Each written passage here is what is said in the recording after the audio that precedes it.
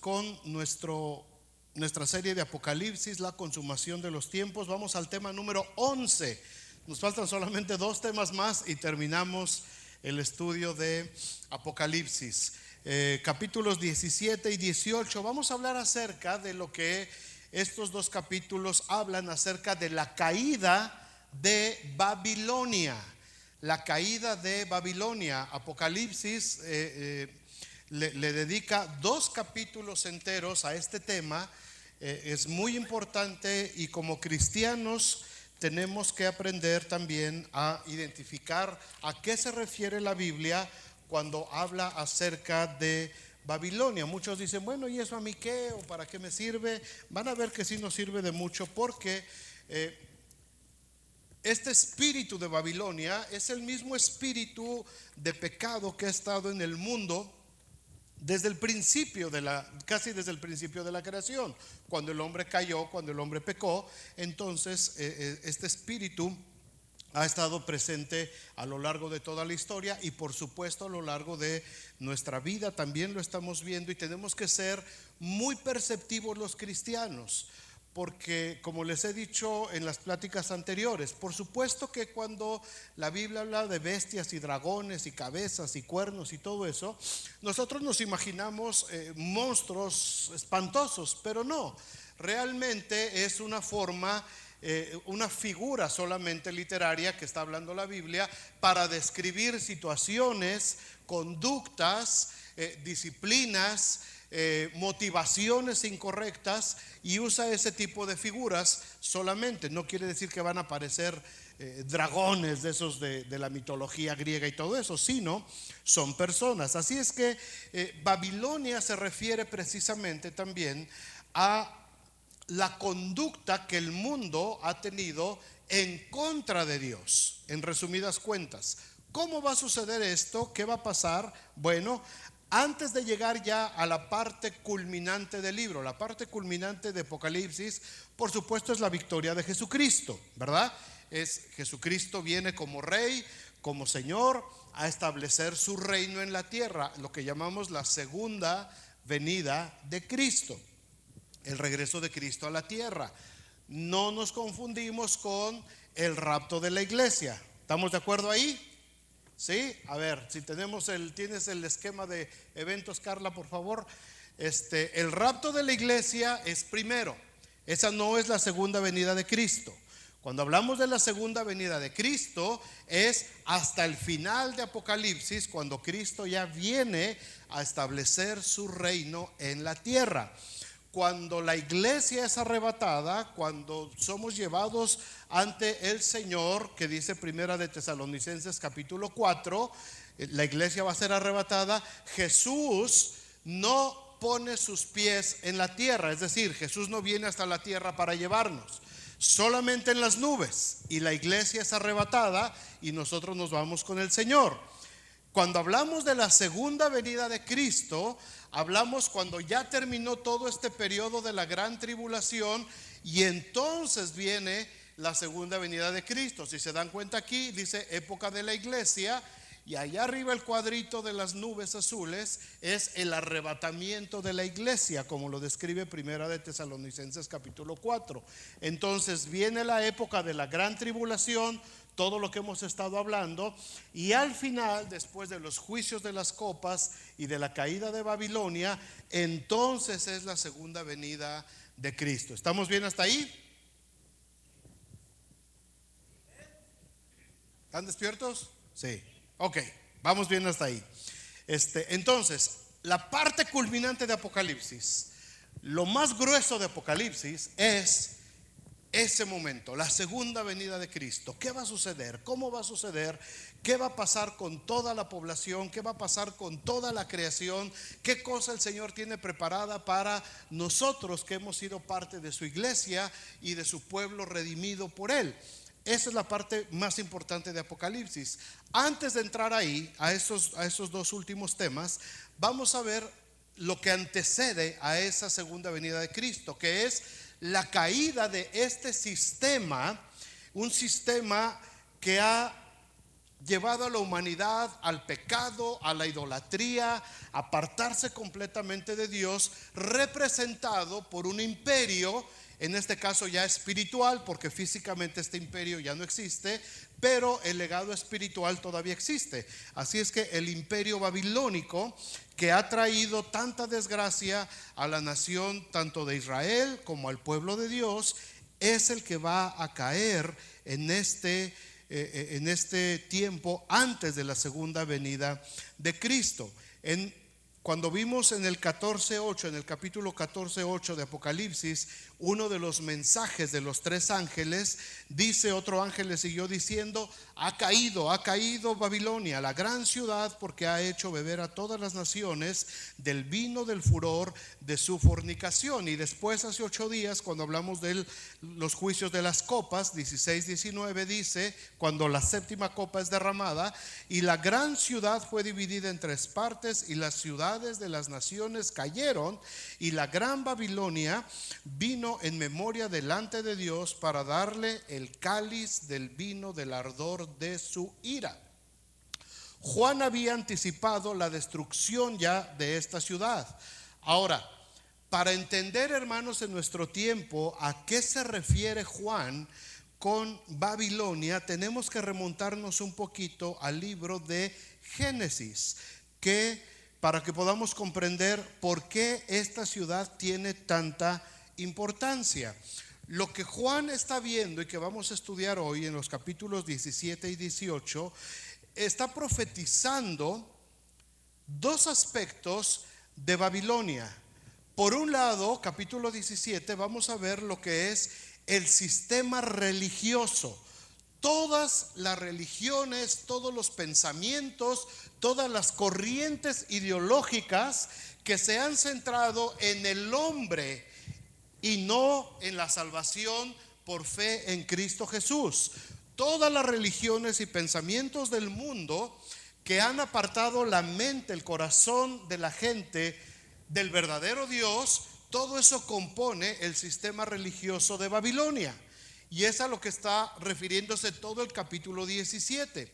El capítulo 18 nos habla de otro aspecto de Babilonia que tiene que ver con la avaricia, con las riquezas, que tiene que ver con todo ese comercio desmedido, sin escrúpulos, codicioso, avaricioso, cuando a las naciones lo que más les importa es el dinero. Sin meternos en asuntos de política, pero si se dan cuenta, hermanos, por muchos años, por muchas décadas, este país en el que vivimos ahora y que nos ha abierto las puertas, y si no nos las abrió, nosotros las abrimos y nos metimos, este país fue gobernado bajo una mentalidad de bendecir, y por eso Dios bendijo tanto esta nación. Porque esta nación fue fundada en los principios cristianos, en los principios bíblicos, que ponían ante todo el servir, el dar, el compartir, el darle a otros necesitados lo que estaban necesitando. Y Dios bendijo a esta nación de una manera sobrenatural, y por eso esta nación se hizo tan poderosa y tan rica, porque de aquí salieron verdaderas legiones de misioneros por todo el mundo llevando el evangelio. Ese fue uno de los propósitos de la fundación de esta nación. Y los americanitos, los gringuitos misioneros salieron por todo el mundo. Muchos de ellos fueron brutalmente asesinados en muchos países. Muchos encontraron oposición, muchos encontraron resistencia. Pero este país se caracterizó por muchos años por su gran capacidad misionera. Y donde había necesidad, este país daba, invertía, ayudaba a muchas otras naciones y abría los brazos a la gente que iba llegando a este país. En las últimas décadas y sobre todo en los últimos años, de pronto a este país y a sus gobernantes se les está olvidando de dónde los trajo el Señor y por qué los trajo el Señor aquí. Y de pronto ahora todo lo que son los valores éticos, los valores morales, cristianos de la palabra de Dios se dejan a un lado, se están dejando a un lado, y el único interés que se está impulsando es el interés económico. ¿Se han dado cuenta de eso en las noticias? ¿Verdad? No importa que ahora tratemos mal a la gente, no importa que ahora tengamos personas con una inmoralidad espantosa al frente de los puestos principales de gobierno, no importa que ahora estemos tirando gente y encerrando gente y todos estos problemas de migración y todo lo que está sucediendo, eso ya no importa, esos valores dejaron de existir. La gente ahora dice, bueno, pero ahora tenemos una muy buena economía, como si fuera solamente la economía lo que importa ahora en este tiempo. ¿Se dan cuenta dónde está Babilonia? Vamos a ver ahorita en el capítulo 18 cómo Dios habla y reprende y reprueba a las naciones por haber caído en esa avaricia, en ese engaño de que lo más importante para estas naciones, para todo el mundo, es el dinero, la economía.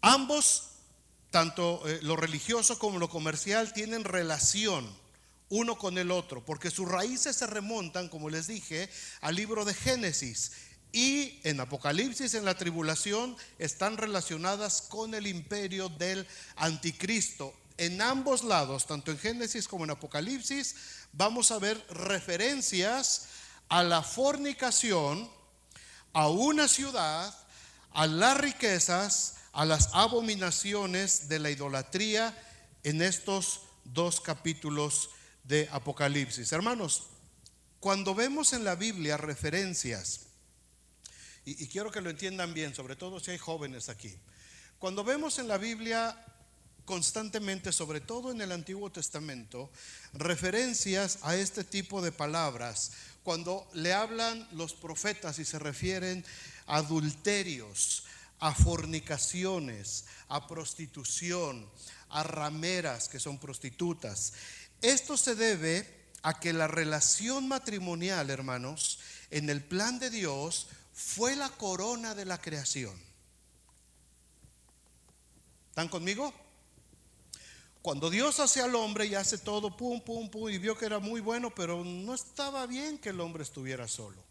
Así es que Dios creó a la mujer y entonces ahí se corona la creación. No que la mujer fue la corona de la creación, como dicen las feministas en este tiempo, ni que Dios experimentó con el hombre y perfeccionó en la mujer, tampoco. Eso es feminismo, deséchenlo.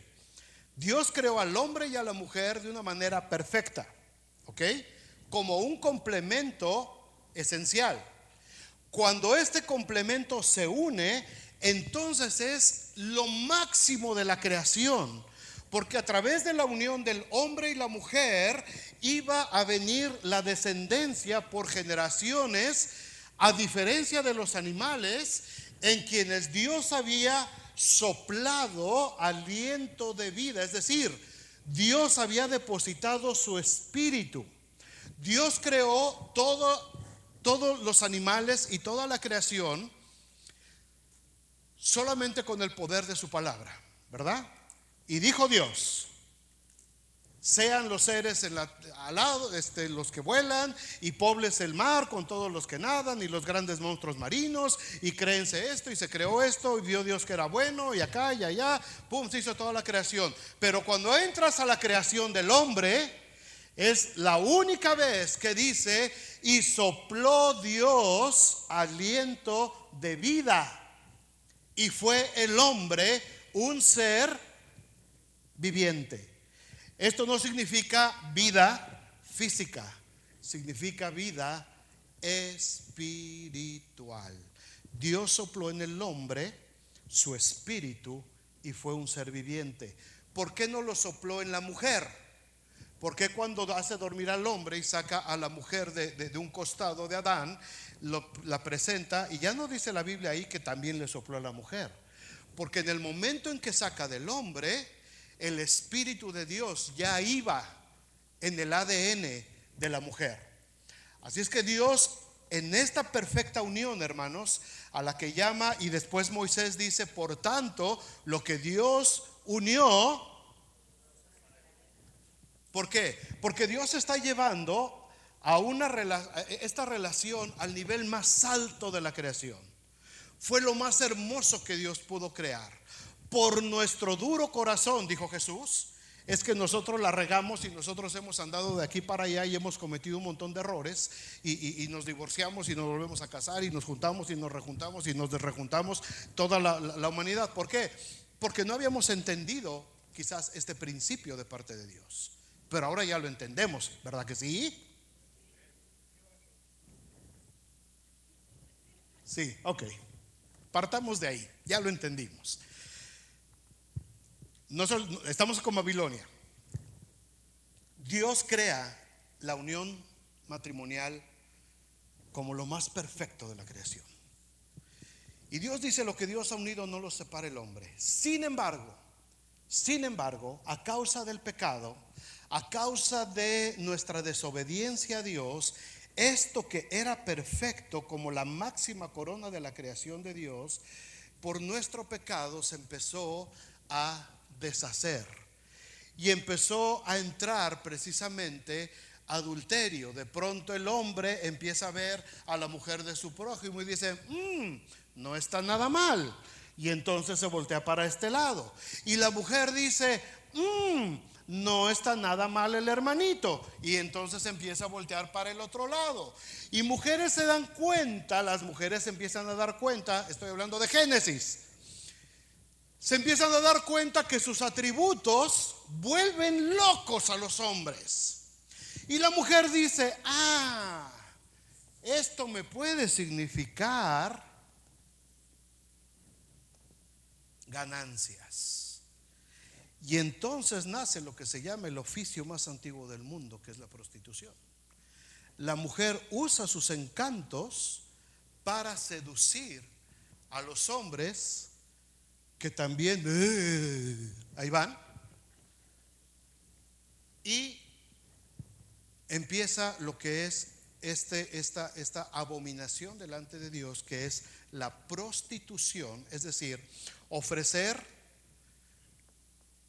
de una manera humana lo que Dios hizo como una perfecta joya de su corona, denigrarla a que de una manera humana puedas tener lo que encuentras en una perfecta relación matrimonial, pero a cambio de dinero o a cambio de otras cosas, a cambio de influencia, de política, de dinero, de lo que sea. Y ahí nace la prostitución. Los hombres también se prostituyen, los hombres también se desvían de parte de Dios. Así es que esta aberración, hermanos, del matrimonio, la prostitución, la fornicación, las rameras, las prostitutas, los hombres abominables también delante de Dios, todo eso, la homosexualidad y todo eso que está muy de moda ahorita también y está saliendo muy fuerte ahorita en este tiempo, todo eso tiene que ver con la distorsión del matrimonio. ¿Me comprenden esto, hermanos? Todo eso tiene que ver con una mala interpretación del matrimonio perfecto de Dios. Ahora, en el término espiritual, como Dios había soplado aliento de vida en el hombre, Dios sopló de su espíritu en el hombre, en ese momento también se crea una relación espiritual. Y cuando el hombre pervierte esa relación física, pervierte también la relación espiritual con Dios. Y por eso el hombre, en vez de darle honra solamente al Creador, empezó a buscar en otras religiones, en otros dioses, en otras diosas, darle ese lugar a Dios. Y ahí es donde espiritualmente también se comete adulterio, fornicación, prostitución. Por eso los profetas señalaban tan duro de parte de Dios y le decían a Israel que había pecado y que había fornicado en contra de Dios. No se refería, por supuesto, a lo físico solamente, sino a lo espiritual. ¿Entendemos esa relación, hermanos? Ok. Cuando la Biblia está hablando de esta Babilonia, está hablando de esa fornicación, y vamos a ver que lo habla y se dirige con palabras muy fuertes. Cómo esta nación, cómo este sistema de creencias que nosotros podemos ver ahora, ese espíritu de Babilonia, cómo fue que interfirió y cómo irrumpió en el perfecto plan de Dios, y cómo Dios tiene que castigar todo esto que está pasando ahí. Volviendo a Apocalipsis 17 y 18, podemos llegar a la conclusión de que son dos visiones distintas relacionadas con la destrucción de estos dos aspectos de Babilonia, el religioso y el mercantil o económico. Vamos a ver cómo esta ramera, que es la que se prostituye a cambio de algo, del capítulo 17, representa religiones falsas e idólatras que surgieron en la antigua región de Babilonia, lo que es ahora el país de Irak, Bagdad, toda esa parte a 100, más o menos a 100 millas al sur de Bagdad, que es la actual capital del país Irak. ¿Se acuerdan donde entró el ejército estadounidense hace unos años y sacaron a este hombre dictador, a Saddam Hussein, ¿verdad? Que fueron a buscar armas y que no encontraron, en fin, lo sacaron. Eso es Babilonia, físicamente, en nuestra actualidad. Ahí está Babilonia. Es esa tierra del Medio Oeste. En el capítulo 18 vamos a ver cómo Babilonia es la ciudad que está sobre el río Éufrates y que se caracteriza por la avaricia, el comercio y las riquezas. Así es que vamos a ver estos dos aspectos, el religioso y el económico. Número 1, capítulo 17, la madre de todas las rameras le llama. Vayan conmigo a Apocalipsis 17, 1. Vino entonces uno de los 7 ángeles que tenían las 7 copas y habló conmigo diciéndome: ven acá y te mostraré la sentencia contra la gran ramera, la que está sentada sobre muchas aguas, con la cual han fornicado los reyes de la tierra, y los moradores de la tierra se han embriagado con el vino de su fornicación. Y me llevó en el espíritu al desierto, y vi a una mujer sentada sobre una bestia escarlata. Ahora la escena está en la tierra, Las otras escenas que vimos, unas eran en el cielo, esta está en la tierra. Vi a una mujer sentada sobre una bestia escarlata llena de nombres de blasfemia, que tenía 7 cabezas y 10 cuernos. Y la mujer estaba vestida de púrpura y escarlata, adornada de oro, de piedras preciosas y de perlas, y tenía en la mano un cáliz de oro lleno de abominaciones y de la inmundicia de su fornicación, y en su frente un nombre escrito, un misterio: Babilonia la grande, la madre de las rameras y de las abominaciones de la tierra. Vi a la mujer ebria de la sangre de los santos y de la sangre de los mártires de Jesús, y cuando la vi quedé asombrado con gran asombro. La descripción es muy grotesca, es muy fuerte, es una descripción terrible, físicamente, pero espiritualmente, hermanos, lo es más. En las escrituras, como les dije hace ratito, el símbolo de la ramera y la fornicación se refería a la infidelidad espiritual, que se manifestaba con idolatría, con falsos profetas, falsos sacerdotes. Y hubo profetas del pueblo de Dios como Jeremías, Ezequiel y Oseas, que usaron muchas veces esta figura en sus escritos. En estos profetas, en estos libros, Israel, la esposa perfecta de Jehová, le llaman la Virgen de Israel, ha sido infiel, ha dejado a su legítimo esposo y ha fornicado con los ídolos. Entonces, la ramera es la religión falsa e idólatra que induce a los hombres a ser infieles al verdadero Dios y Creador. De acuerdo a este versículo 5 que acabamos de leer, Babilonia es la madre de las rameras, o sea, la fuente de las idolatrías. ¿Por qué le da la Biblia, el Señor, en la revelación a Juan, este nombre a Babilonia? Esta ciudad tiene un lugar significativo en la Biblia desde los primeros capítulos del libro de Génesis. Toda la Biblia habla de Babilonia hasta que estamos viendo aquí en Apocalipsis. Génesis 10, capítulo 10, versículos 8 al 12, habla acerca de un hombre llamado Nimrod, que fue el primer rey poderoso de la tierra. Gobernó en la tierra de Sinar, que es el lugar donde se fundó el imperio babilónico. Edificó también otras ciudades como Nínive. ¿Se acuerdan de Nínive? ¿Qué profeta anduvo ahí en Nínive? El enojón del Jonás, ¿verdad? El Jonás que quería que cayera fuego del cielo y que los destruyera, y como no caía, se enojó Jonás porque me echaron en una ballena y después me echaron aquí, y tanto para que Dios no los castigue. ¿Para qué dice que los va a castigar si no? Y Dios se enojó con Jonás, ¿verdad? Le dice: oye, no sientes gacho, mano. En lugar de que te alegres de que esta gente se arrepintió y hasta puso a ayunar a los animales en arrepentimiento y se volvieron a mí, ¿no te da tristeza? Bueno, Jonás es otra historia para otra ocasión. Desde Génesis capítulo 10, descendiente directo de Noé, este hombre llamado Nimrod, que fue el primer poderoso de la tierra, establece su primer imperio ahí en el valle de Sinar, donde se levanta la torre de Babel, en un abierto desafío a Dios. Quieren desafiar a Dios, vamos a hacer una torre y vamos a llegar al cielo. ¿Quién es Dios para impedirlo? Nosotros somos más grandes y lo podemos hacer.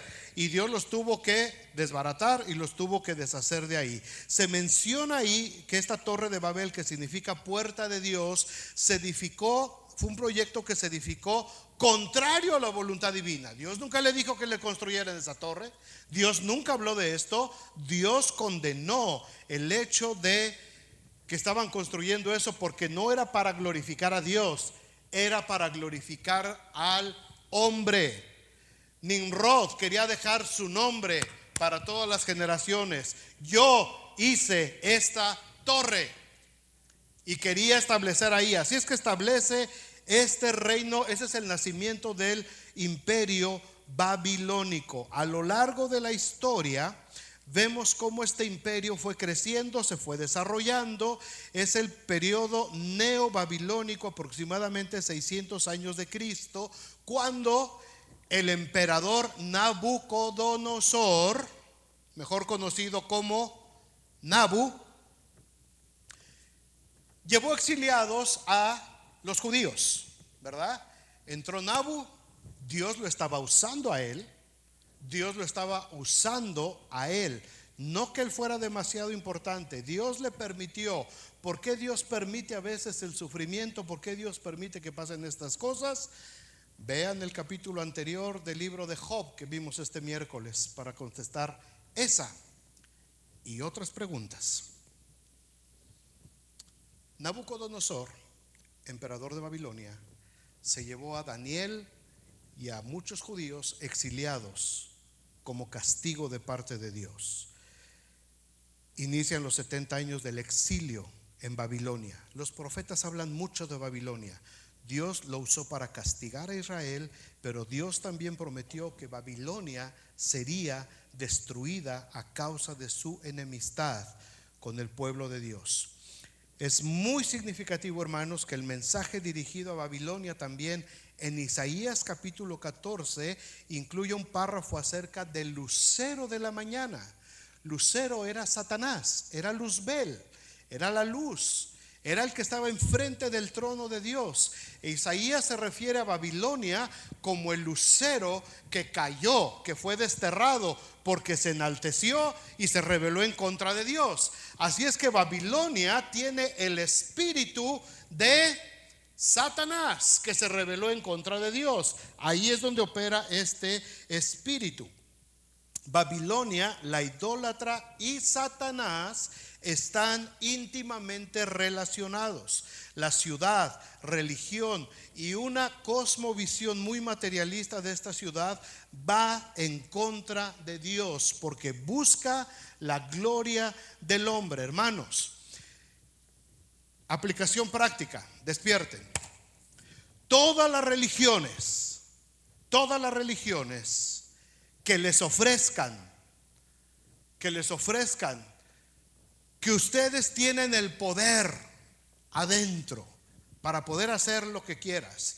Tú eres capaz de lograr tus sueños porque tú tienes una luz interior poderosa y esa luz interior poderosa se quiere despertar en ti, pero tú tienes que dejar que esa luz, y no mencionan a Dios, no mencionan el sacrificio de Cristo, Eso se llama humanismo. Todas las religiones que tratan de hacer grande al hombre por el hombre mismo son espíritu de Babilonia contra el que está luchando el Cordero de Dios, y lo va a vencer. Porque el hombre separado de Dios nada puede hacer. Separados de Dios nada podemos hacer. Todas las religiones del mundo que te ofrecen que tienes que ir a través de un hombre para poder acercarte a Dios o para poder realizar tus sueños, es el espíritu de Babilonia. ¿Quieren nombres y apellidos?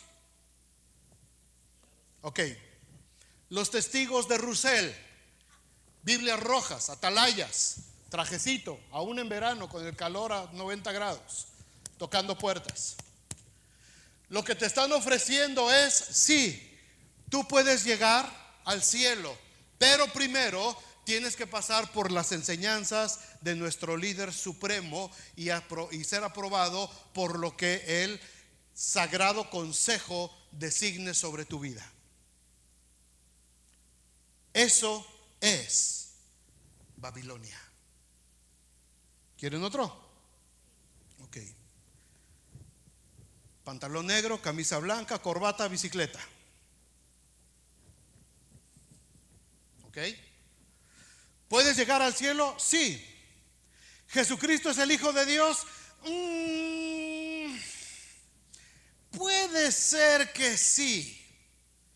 ¿Y qué hago para llegar al cielo? ¿Ok?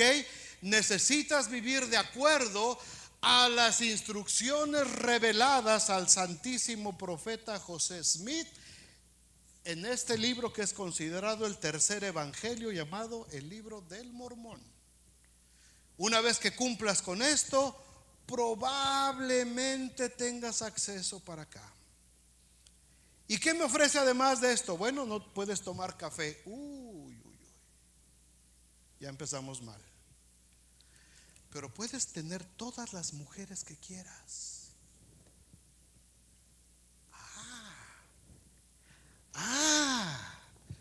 Interesting. ¿Y qué más? Y puedes tener todos los hijos que quieras. Y si no quiero hijos, no importa. Puedes adoptar. ¿Y qué más? Y todo este tipo de fornicación espiritual está precisamente en estos libros paralelos a la Sagrada Escritura.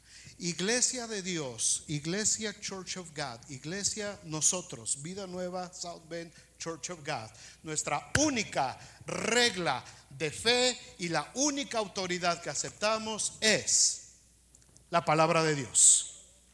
Fuera de esto, nada. Amén. Esta es la palabra de Dios. No le debemos obediencia ciega a nadie. No estamos nosotros supeditados a que una autoridad espiritual arriba de nosotros controle o diga lo que tenemos o no tenemos que hacer. No le beso la mano yo al hermano Burgueño cuando viene, aunque tenga el título de obispo. No es un nombramiento, no son nombramientos jerárquicos espirituales los que tenemos en nuestra iglesia. Son nombramientos de servicio. Amén. Ningún obispo de la iglesia de Dios puede venir y decirme lo que tengo que hacer o tomar control de mi vida o de la vida de alguno de ustedes. Yo como pastor no puedo tomar control de la vida de ustedes. Dios me libre. Porque entonces ustedes se están convirtiendo en adoradores de un hombre, no de la palabra de Dios.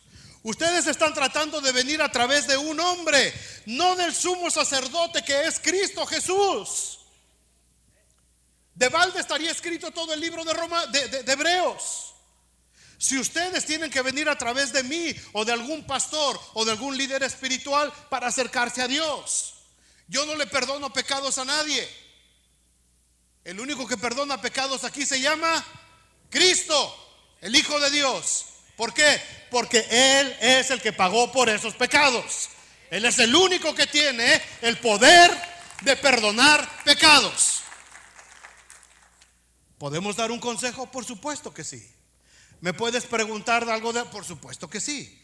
Me puedes decir, oye pastor, ¿cómo ves esto? ¿Qué puedo hacer? Yo te puedo recomendar esto, pero nunca les voy a decir lo que tienen que hacer. ¿Está claro esto, hermanos? Algunos se han decepcionado de esta enseñanza, porque hay gente, sobre todo cuando venimos de la iglesia tradicional, que estamos acostumbrados a que el padrecito del pueblo decida lo que hay que hacer. Y el padrecito del pueblo muchas veces te decía lo que tenías que hacer. Incluso a mucha gente le dijo con quién se tenía que casar y con quién no se tenía que casar. ¿De dónde saco yo esa autoridad sobre la vida de la gente? Dice Pablo, ¿acaso fue Pedro? ¿Acaso fue Apolos? ¿Acaso fui yo el que murió por ustedes? ¿No fue Cristo? ¿De dónde entonces traemos este tipo de costumbres? De Babilonia. De Babilonia. De este sistema religioso que se ha apartado totalmente del plan de Dios y que ha estado por muchos siglos pervirtiendo esa relación que Dios quiere con la humanidad. Dios amó de tal manera al mundo que dio a su Hijo unigénito para que todo aquel que en él crea no se pierda, mas tenga vida eterna. Lo tenemos bien grabadito, Juan 3:16. Pero llega un momento en que esa dimensión de amor, el hombre tan incapaz de poderlo asimilar, que tiene que recurrir al sistema de Babilonia para tratar de querer entrar al reino de Dios. ¿Se entiende esto, hermanos? Si no lo entienden, después me dicen y con mucho gusto les aviento otra hora total. No tengo hambre. Y hay tamales ahí atrás. Babilonia representa todas esas religiones que enaltecen las virtudes del ser humano por el ser humano mismo, totalmente independientes de Dios.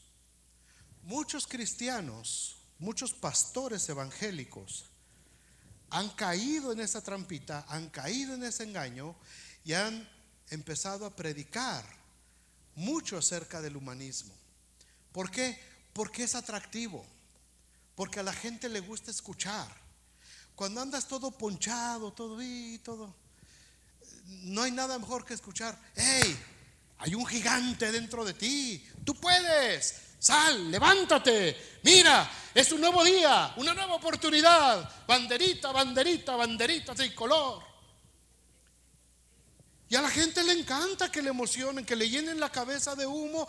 Llegan a esas reuniones, a esas conferencias, y toda la gente sale feliz, ¿no? Hasta que se le va acabando otra vez la cuerda. Y ya cuando se le acaba la cuerda necesita regresar a que le den otro toquecito de esos. Dios no opera así. Dios no opera en base al humanismo. Dios no opera en base a lo que tú tienes, porque dentro de mí solamente hay basura.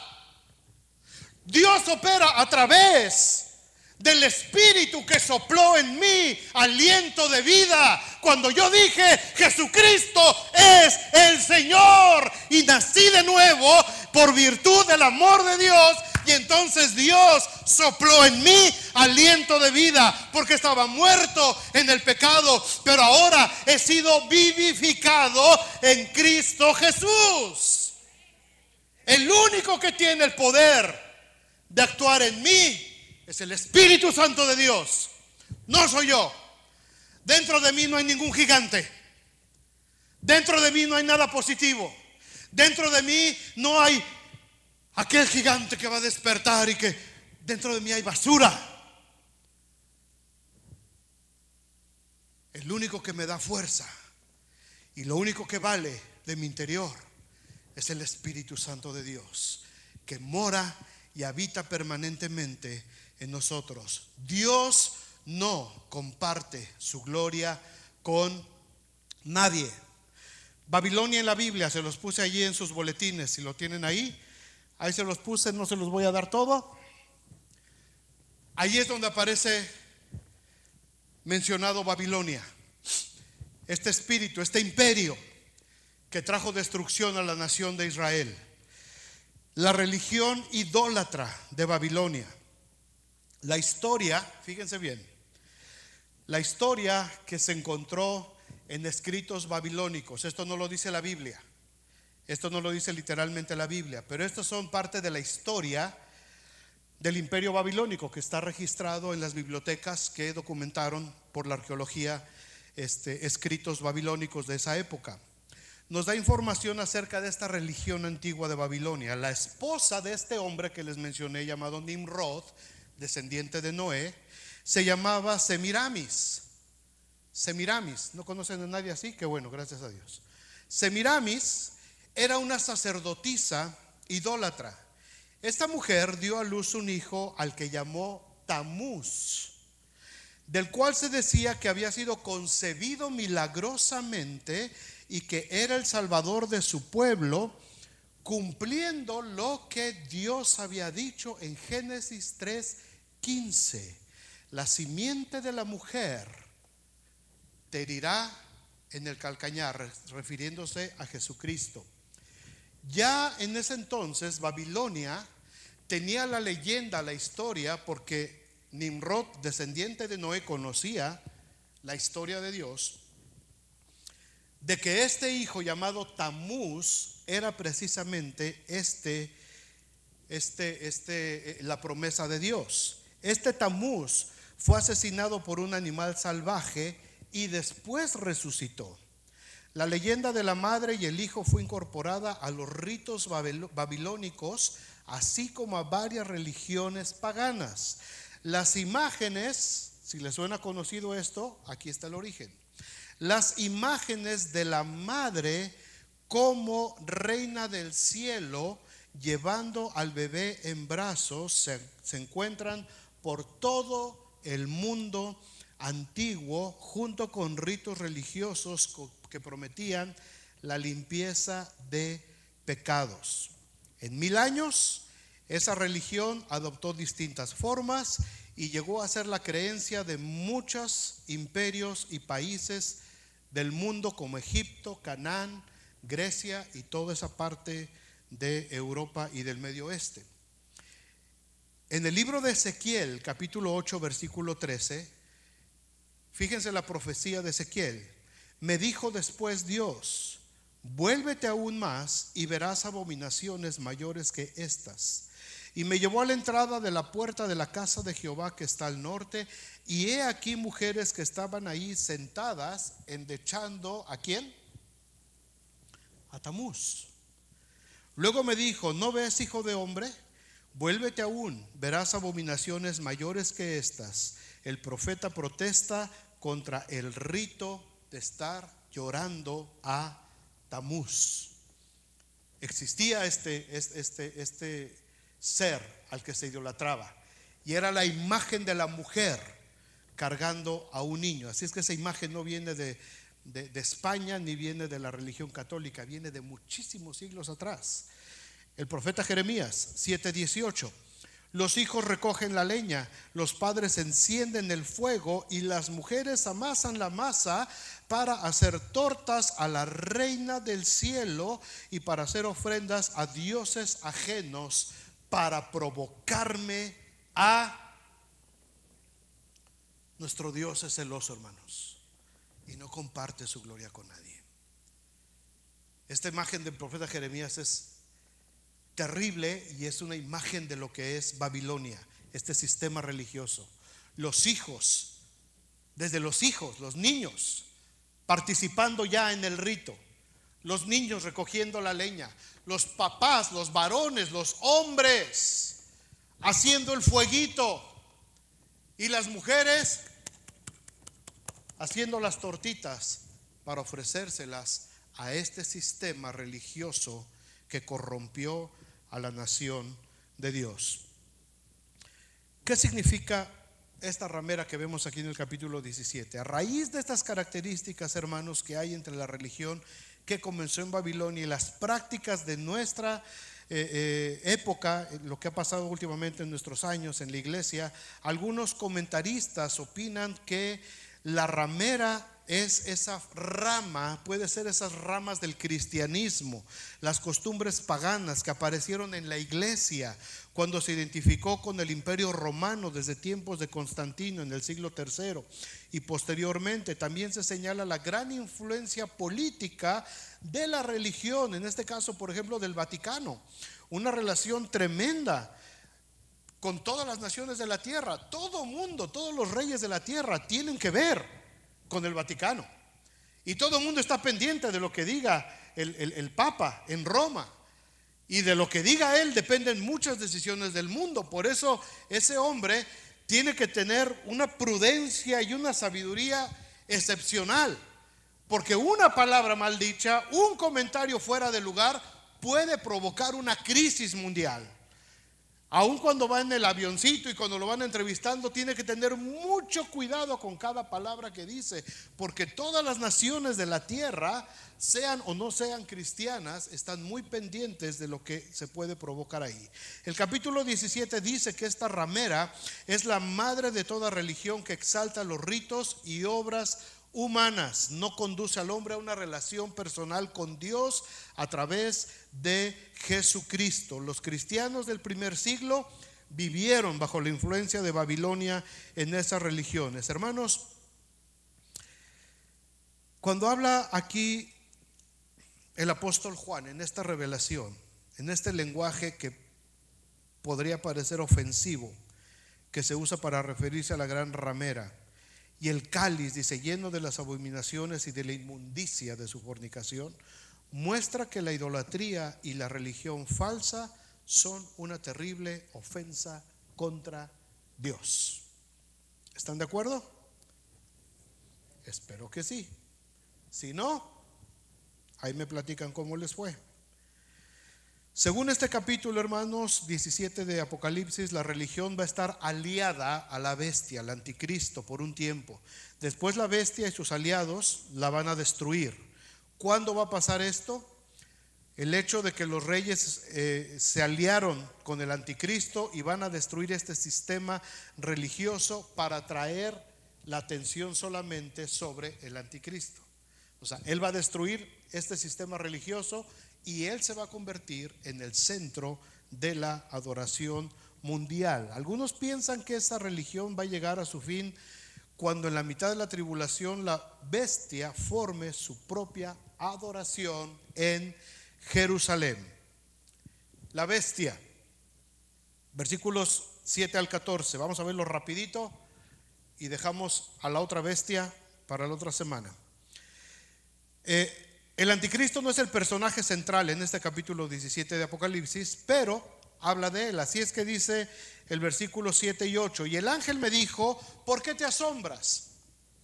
Yo te diré el misterio de la mujer y de la bestia que la trae, la cual tiene las 7 cabezas y los 10 cuernos. La bestia que has visto era y no es, y está por subir del abismo e ir a perdición.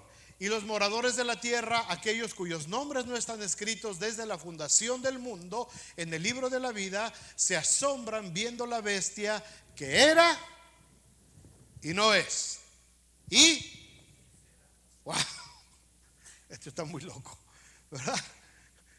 Pasado, presente, futuro. La que era, pasado. No es presente. No es ahorita, pero será en el futuro. ¿A qué se refiere? ¿Qué características o quién es esta bestia? Dice que tiene 7 cabezas, versículos 9 al 11. Esto para la mente que tenga sabiduría. Las 7 cabezas son 7 montes sobre los cuales se sienta la mujer, y son 7 reyes. 5 de ellos han caído, uno es y el otro aún no ha venido, y cuando venga es necesario que dure breve tiempo. La bestia que era y no es también el octavo, y es de entre los 7 y va a la perdición. Le regalo una Biblia al que me lo diga de memoria. Está muy enredoso eso. Rapidito, nada más. Estos versículos lo que hacen, hermanos, hablando de estas cabezas y estos cuernos, están haciendo una descripción de este sistema religioso. Están hablando acerca de montes, reyes, imperios. Desde tiempos antiguos, la ciudad de Roma era conocida como la ciudad de los 7 montes. Algunos creen que será la sede de esta alianza occidental y de la religión idólatra, como lo fue la capital del Imperio Romano antiguo. Por otro lado, monte en el Antiguo Testamento a veces se refería también a un gobierno, o entonces los montes y reyes pueden referirse a una misma cosa: 7 reyes o 7 reinos. Hay muchas explicaciones, pero la más adecuada es esta. Si la tienes ahí la imagen, Carla. ¿Cuáles son estos 7 reyes? Número 1, el primer reino se refiere a Egipto. El segundo reino fue Asiria, que fue el segundo gran imperio que encontramos en la Biblia. El tercer reino grande que encontramos es Babilonia. Después encontramos a Persia. Después encontramos a Grecia, el imperio griego. Ahí están 5. Y cuando Juan está escribiendo, dice: 5 de estos reyes ya cayeron. Para el año 90, cuando Juan está recibiendo el Apocalipsis, estos 5 imperios ya habían pasado. 5 han caído. Roma es el número 6. Le dice: uno es. En tiempos de Juan, el que rifaba, el que reinaba, era el imperio romano. Estaba bajo sujeción de Roma, si se acuerdan. Entonces 5 han caído.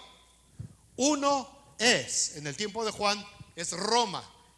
7, Roma restaurada en la primera mitad de la tribulación. Esto todavía no pasa. El que aún no ha venido y durará breve tiempo. ¿Cuánto tiempo? No los quiero enredar mucho. Daniel dice 3 años y medio. Tiempo, tiempos y medio tiempo. 1 año más 2 años más medio año. 3 años y medio, que es el final de la tribulación. Roma restaurada. Y el octavo reino, al que se refiere aquí Apocalipsis, va a ser el reino satánico de la bestia en la segunda mitad de la tribulación, que tiene que durar también un pequeño tiempo. No es necesario que se lo aprendan de memoria, no es pregunta para examen, solamente es una referencia de que Dios tiene el poder de hacer todas las cosas, hermanos. Y Dios, a lo largo de la historia de la humanidad, ha sabido utilizar inclusive las huestes de Satanás para traerle bendición a su pueblo.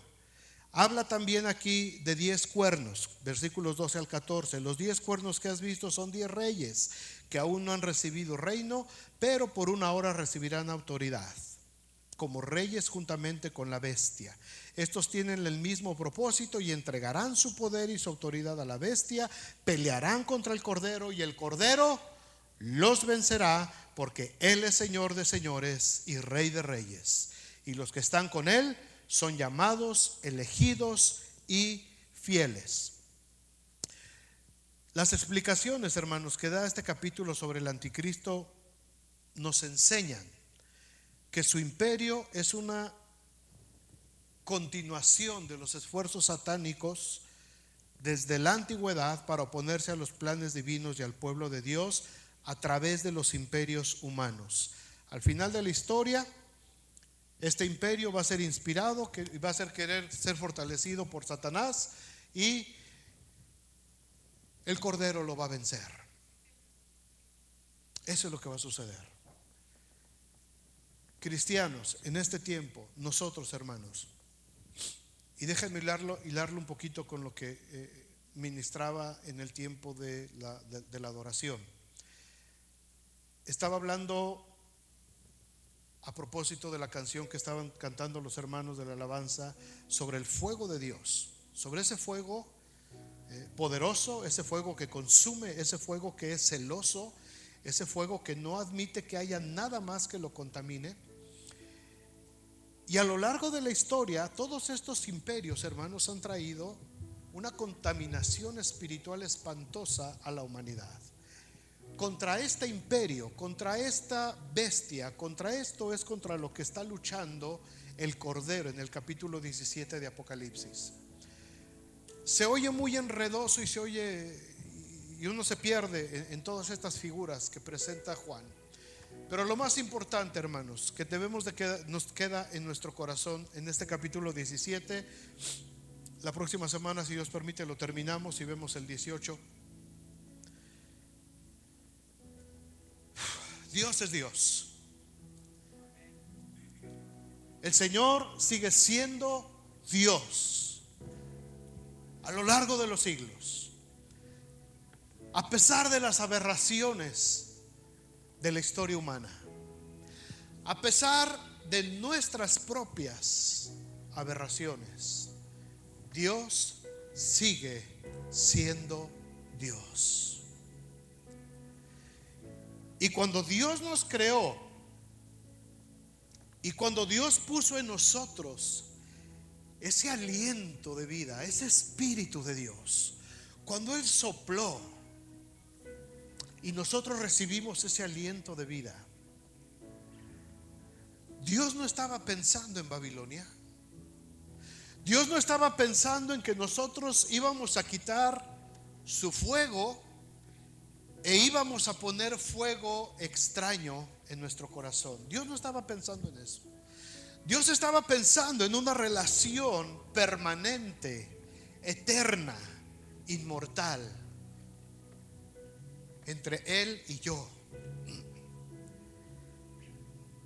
Pero mis errores, mis equivocaciones, mi falta de conocimiento, la falta de que alguien a tiempo se hubiera parado quizás en una tienda y me hubiera dicho: no tienes que vivir esa vida que estás viviendo, porque Jesucristo vino a darte una vida mejor. Si eso hubiera sucedido, nos hubiéramos ahorrado muchos problemas y hubiéramos tenido tiempo de desterrar ese fuego extraño, de desterrar ese espíritu de Babilonia de nuestros corazones y centrarnos en el fuego consumidor de Dios, en ese fuego purificador de Dios. ¿Hubiera sido diferente nuestra historia? Sí. ¿Hubiera sido diferente la historia de muchos de los que estamos aquí? Seguramente sí. ¿Nos hubiéramos ahorrado un montón de sufrimientos y de dolor si hubiéramos conocido desde un principio la verdad del Evangelio de Jesucristo? Sí. Sin embargo, tuvimos que dar una vuelta por el desierto y fuimos atacados y fuimos derrotados 1 y 1000 veces. Pero llegó un bendito día en que nos pudimos encontrar nuevamente y el Señor volvió a soplar en nosotros su espíritu de vida. Bendito día, bendito día. Pero la pregunta, hermanos, que me queda es: de ese día para acá, de ese día cuando el Señor volvió a soplar en mí, a este día, ¿cuánto ha crecido Cristo o cuánto ha crecido Babilonia dentro de mí? Y creo que es muy importante que cada cristiano haga esta evaluación. ¿Cuánto de este sistema de Babilonia todavía está viviendo dentro de mí? Ha caído, dijo el ángel, ha caído la gran Babilonia, la que se llenó del furor en contra de los santos, ebria por la sangre de los santos. ¿Cuántas lágrimas, mis amados hermanos, hemos derramado aún siendo cristianos? ¿Cuántas lágrimas y cuánto dolor ha habido en nuestros corazones? Porque le hemos dado lugar a Babilonia dentro de nosotros y hemos hecho a un lado el fuego purificador de Dios. ¿De cuánto nos hubiéramos ahorrado? ¿Cuánta sangre, espiritualmente hablando, hubiéramos ahorrado si le hubiéramos hecho caso al Señor desde un principio? Pero no es tarde, no es tarde. Tenemos una generación que está levantándose. Yo no quiero que esta generación recoja la leña para ofrecerle a Satanás fuego extraño. Yo no quisiera ver que los varones de esta iglesia empiecen a preparar el fuego para ofrecerle a Satanás fuego extraño. Y no quiero ver a las mujeres de esta iglesia cociendo tortas para ofrecerle a Babilonia incienso extraño. Yo quisiera ver y sueño y oro por una generación comprometida con la palabra de Dios, por una generación que siente una pasión desmedida, exagerada, por el amor de Dios, por niños que devoran la escritura, por niños que asientan en sus mentes y en sus corazones la fuerza de la palabra de Dios, por varones que no tienen temor de levantarse a favor de la causa de Cristo, mujeres que se levantan victoriosas y no le dan lugar a Babilonia ni en sus corazones ni en sus hogares, porque han sido lavadas en la sangre del Cordero. Babilonia va a caer. Babilonia va a caer. Dios lo dijo, Dios lo ha sentenciado y Dios lo va a cumplir. Babilonia va a caer. Ese sistema religioso, ese sistema avaricioso va a caer, y con él todos los que creyeron en ella. Dijo Josué: pero yo y mi casa serviremos al Señor. Pónganse de pie, hermanos. Díganle al Señor esas palabras: Señor, yo y mi casa te tenemos que servir.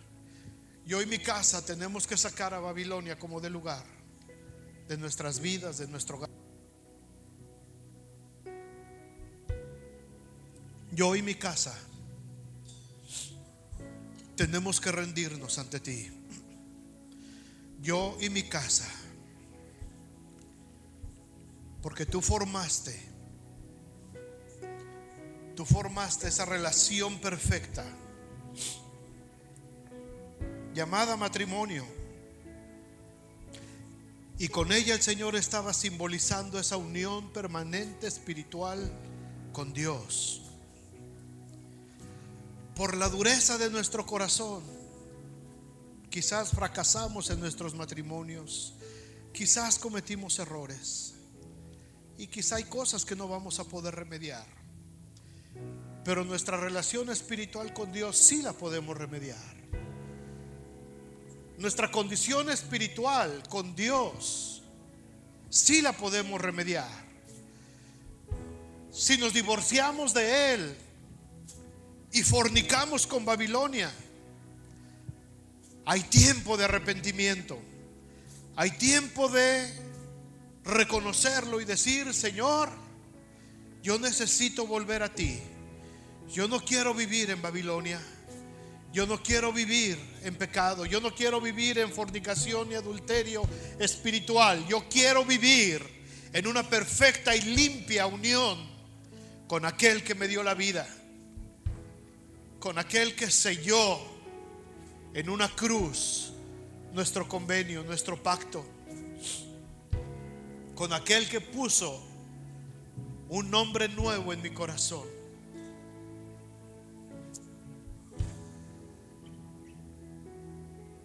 Aleluya, Señor. Aleluya, Jesús. Que arde en mi interior. Sí, Señor. Señor, deja que ese fuego empiece. Que empiece, Señor, y que siga fluyendo. Enciende ese fuego, Padre. Donde han quedado solamente cenizas de ese pequeño fuego, Señor, Vuelve a soplar, Señor. Sopla con tu Espíritu Santo sobre esas brasas que quedan y reaviva ese fuego de tu Espíritu, Señor. Reaviva ese fuego, Señor. No nos esperemos a que venga el final de la tribulación para que Babilonia sea destruida de nuestras vidas. Hoy podemos decidir que no serviremos más este espíritu religioso, este espíritu de adulterio espiritual, y que serviremos solamente al Señor, al Dios eterno, al que nos amó con amor eterno, al que nos llamó hijos, al que nos llamó sus amigos, al que nos hizo reyes y sacerdotes para nuestro Dios, al que nos constituyó también como una nación santa, como un pueblo adquirido por Dios. Aleluya. Señor, en esta tarde decidimos, yo decido, y espero que todos mis hermanos y hermanas aquí presentes decidan dejar que ese fuego de tu Espíritu vuelva, Señor, con toda su intensidad, con toda su fuerza,